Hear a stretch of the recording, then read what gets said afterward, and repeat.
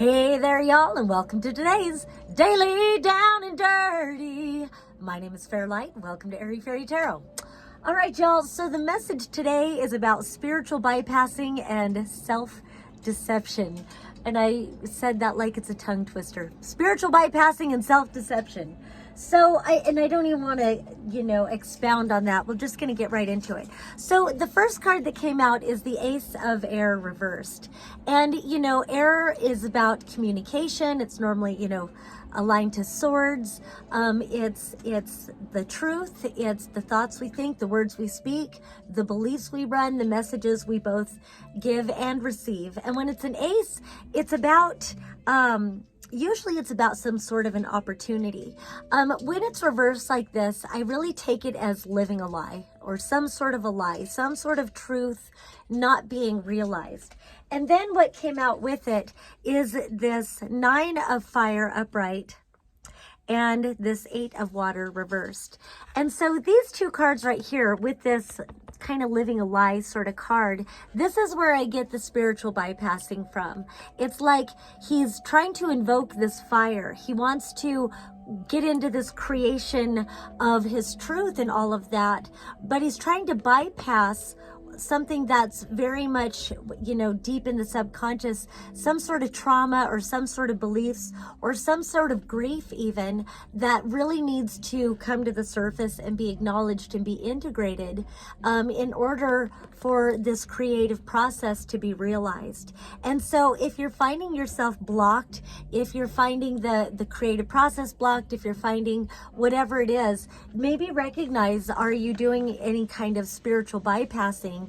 I'm not wanting to look at deeper truths, maybe about yourself or maybe about others or about a situation or whatever, the world at large. So turning this one right side up really quick, you see that he's got himself aligned here. He's illuminated by the full moon. And he's standing in front of this ocean with these two dolphins jumping out. There is something about, dolphins representing the voice, they sing. It is about allowing this truth to come above the surface and to come in the full light of self-reflection, and how that is harmonizing. That does bring you into center, into balance, and it helps us to stabilize our emotional well-being. So I think it's a strong urge to speak deeper truths and to allow whatever repressed emotions or whatever, allow them to come to the surface so that you can come into this energy where even he's a masculine being, but he's got this womb being activated. So it is allowing your own divine creative process, and not only allowing your own divine creative process, but it feels like in such a birthing way, such an organic, allowing something to come forth in that creative process, not so much thinking about it, not trying to analyze it. It's like if you've ever written a song, if you think too much about the words rhyming or being too logical, it's not really the most fluid expression. But sometimes when you're really aligned to what it is that you want to say, then the song will almost write itself. And that can be compared to any form of expression. So that's the spiritual bypassing part. Then over here, we've got 2 5s. We've got the 5 of Earth, and then we've got the 5 of Water reversed. So again, it's the water card being reversed, and it's like a not acknowledgement. And so this is kind of in the same vein as spiritual bypassing, but really this is the self-deception sort of a thing. You see, even in this card, this girl back here hiding in the shadows, and she's sorrowful and mourning. But up here, this is the face that she shows to the world, thinking that she's got to outsmart others or trick others or put on a facade, some sort of deception. It feels like not trusting the process. It's something about vying for your worthiness, and it's almost like it's a shadow expression of hopelessness. And so in some ways, this is stronger than just being hopeless. It is finding some action, but it's not rooted in I value myself. It's rooted in nobody else values me, so who cares if I'm deceitful? I feel like maybe stepping back into the sorrow, and that's what this card is about. The Five of Water, it's like the Five of Cups. With that, I always say honor the grief. Honor the grief, you know, really allow it to come out. Really look at what it is. Honor the grief. It's sacred.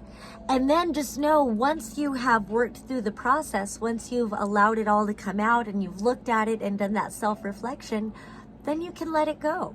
You know, and I love this because there is so much about this creativity that shows where he's this fiery being, and then I always feel like these goldfish coming towards her. Again, it aligns to that orange, that sacral energy. So I always feel like these are creative ideas coming towards her, creative opportunities as the rays of the sun shine on her. But she had to go into that grief and really honor what she was feeling so that she could let the past go.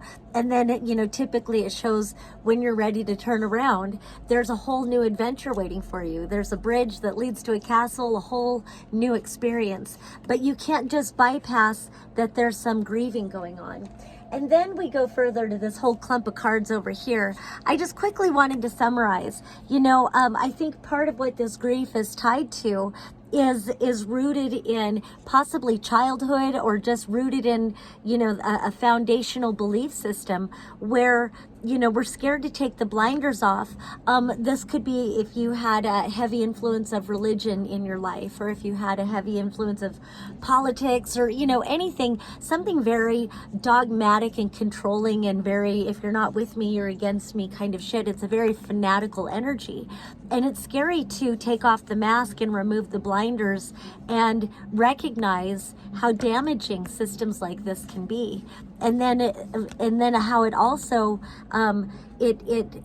it sets us apart from our own divinity. I feel like there's a better word. It's a disconnection from from recognizing our own divinity, where the mind of the all, the great consciousness that is all, flowing into ourselves as individual expressions of the all, and you know, living a very creative life where we move into this energy of really, again, being authentic, being expressive, aligning to our own medicine, aligning to our own magic, receiving that which is divine to us and activating that which is most meaningful to us.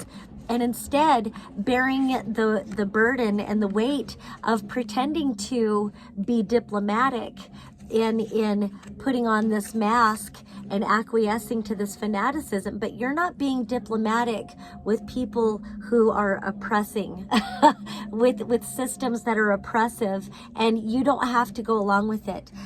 So it really does feel like it's much bigger energies of recognizing what is most authentic to you, what is most healing and nourishing for you, what is most beneficial, and recognizing that old paradigm system, it keeps you locked out of your creativity. So no wonder you are grieving these things and deciding that nobody truly values who you are anyway. And so it does feel like by acknowledging those emotions and allowing yourself to heal, fuck what anybody else thinks. It's about what you think about yourself. It's about self-worth and self-love. Then you can turn this around. And when you act on your creative ideas, your inspirations, your passions, your motivations, then you come into, I love this, it's almost like a twin energy. You come into balance between this masculine and this feminine. And I love how this masculine is portrayed with somewhat of a womb, and he's got this flower at his throat and at his heart. And so he's very much in that receiving mode, allowing the creativity to flow through him while he stays grounded. Down here he's a tree, and then over here she is very much more the activating force, and so where typically the receiving is more feminine and this masculine is embodying it, and then this feminine is more acting on her intuition, acting on her inspirations. And so it's still this receiving energy and this activating energy, but we reconceptualize ourselves in brand new ways, and see yourself as both of these beings. All right, so that's all I have for today. Peace and love until next time.